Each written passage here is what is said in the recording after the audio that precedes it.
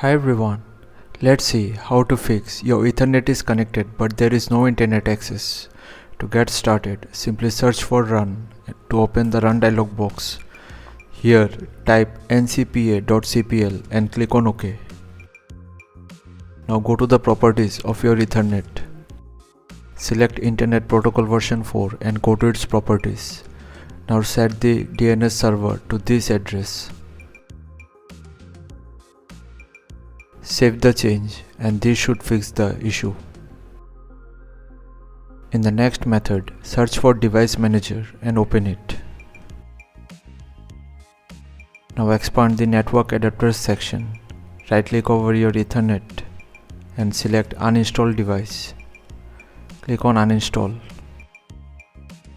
Now right-click over Network Adapters and click on Scan for hardware changes and wait for the driver to get reinstalled back, and this should fix the issue.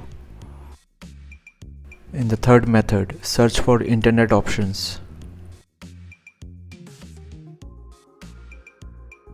Go to the Connections tab, click on LAN settings and make sure Automatically Detect Settings is checkmarked and save the change. In the fourth and final method, search for Network Reset. Click on Reset Now.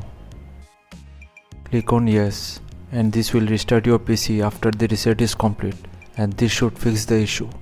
So thanks for watching. Please feel free to subscribe and support the channel if you found the content helpful. Thank you.